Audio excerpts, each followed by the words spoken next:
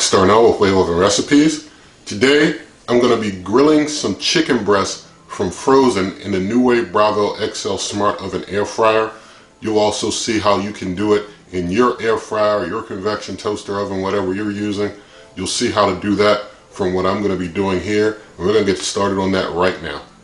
Alright, so I've got myself here some frozen boneless, skinless chicken breasts.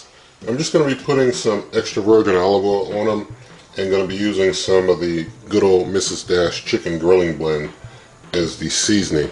So pretty straightforward cook here. I'm going to just get a couple of these out. Okay, now that I've got my 2 chicken breasts out, I'm just going to basically cover them with oil and spices on each side, and just going to go ahead and take care of that now.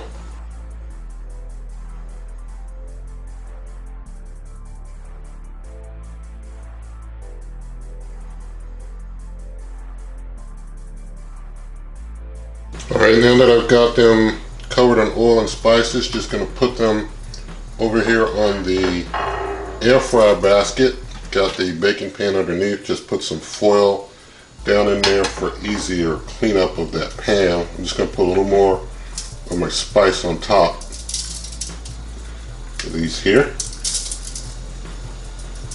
So, okay, just get a little brush of oil over there where I see that things are looking a little raw. Well, they're raw, but I just mean, you know, looks a little uncovered. Anyway, going to go ahead, stick these in the NuWave Bravo XL Smart Oven Air Fryer Convection Toaster. Put the baking pan on the lowest rack to catch drippings. Put the air fryer basket up on the 3rd highest rack up. And close things up. And I'm going to hit the power button here, and I'm going to go to air fry, just hitting the menu button once. I'm going to go up to 400 degrees for this cook, since these are fully frozen. I'm going to do them at 400 degrees for 20 minutes. This is just the first part of my cook, because I'll do a little something different after 20 minutes have passed. But basically, for you using other types of air fryers, you just kind of ride along here, and I'll know for you exactly what you'll need as we go through this process. But for the NuWave Bravo style, just going to do 20 minutes at 400 degrees Fahrenheit to start, and bring you back in just a moment. So going to hit start here and let things go ahead and get started going.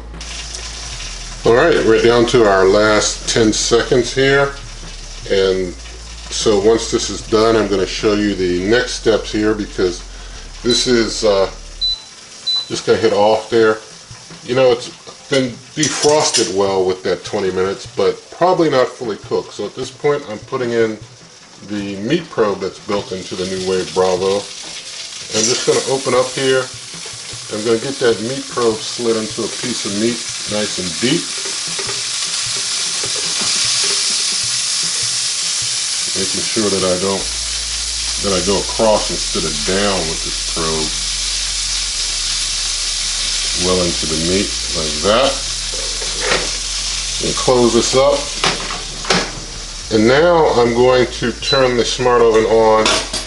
I'm going to hit my probe button. I'm going to set my probe to 170. And then I'm going to hit the menu air fry option, 400 degrees, and just hit start. And I'll just keep track of the time from my watch at this point. So the meat is at 149 degrees Fahrenheit and rising, so it's almost near that 170, but not completely there. So we know that, you know, it's probably going to be in that 25-30 minute range perhaps in getting it cooked up. We'll see, but I'll keep track of this and I'll let you know where it ends up. The good thing about the NuWave Bravo is that meat probe can pop in there, and we know when the temperature of the meat reaches the temp that we desire. I've got it in the larger one over there, so, you know, we'll know that one's good and done. And so the other one that might be a little smaller is very likely, you know, fully done too. We're going up to 170 instead of 165. So we know everything is very well cooked. So I'm going to let this cook continue. You can hear how quiet that air fryer fan is on there. It's great. I'll bring you back.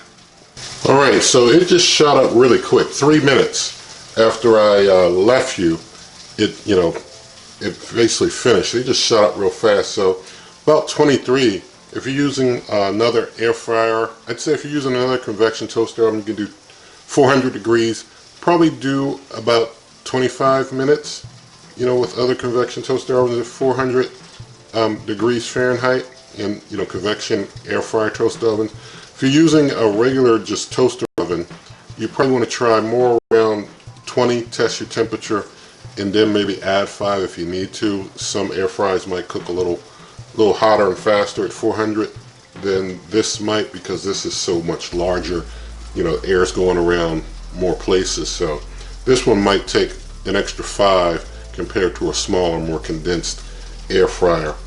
But basically it's done. So I'm going to just turn the light on and go and open up there. And I'm kind of anxious to get this out and have a look inside. Hoping I don't burn my hand by touching that, but I didn't. It's not that hot. But be careful with the meat probe when you're, you know, near the door there. The meat probe is going to be hot. So depending on where you grab it, you might burn yourself, and you don't want to do that. Let me get that out. Got to grab myself a knife. This finished so quick I didn't even have a knife at the ready. Alright, got my knife. Was anticipating it taking longer than just a few minutes, you know.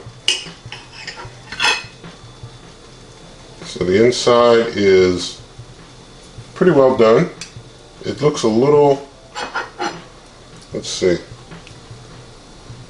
looks like it's just done, you know. It looks like it's just done. I probably could have gone up to 175 just to really finish it off good. I'm going to put it back and give it another 5 at that 400 just to make sure that I'm really done. So I'm going to hit the on off button there, go to air fry up to 400.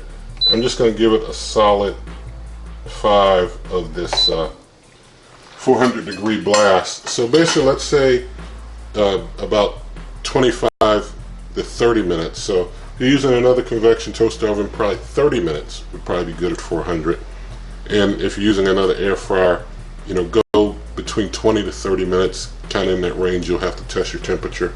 But, you know, it looks like it's done in there, but, you know, a little suspect for me, so I want to make sure that I get it really well done.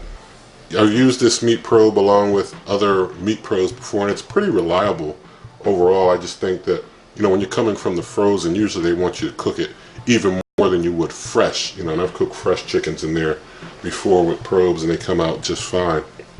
With the frozen, you know, sometimes in there you might get a spot where you're getting one temp and another spot's a little cooler or something.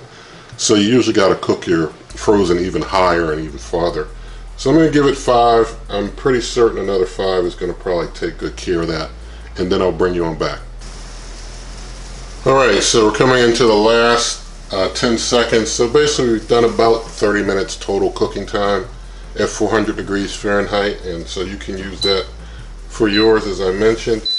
And so I've got all new plate, all new utensils and things to get it on out of there. Just going to turn my light on. So I'm going to get in here and get this one out. Feels very moist. And I'm going to cut this one this time, since I know the other, you know, being sliced, it was already well cooked and all. So this one we can see. Let's set this over here.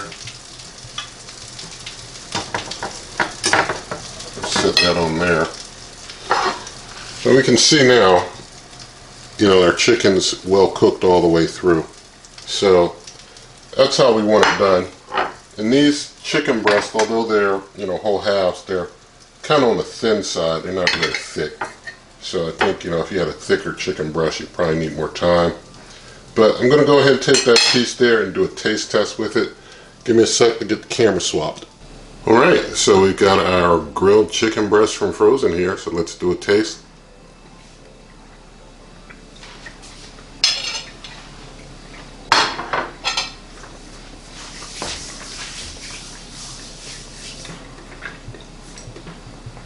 Perfectly moist and tender, perfectly cooked.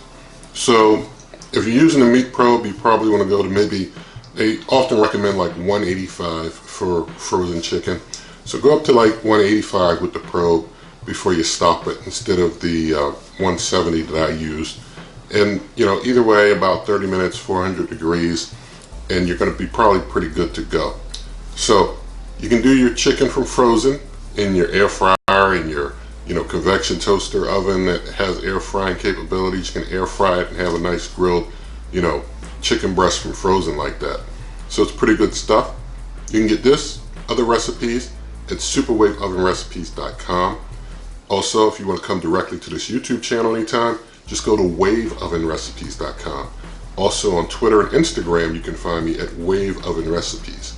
If you like this video, give it a thumbs up, share the video with a friend, leave your comments, subscribe to the channel, and good eating.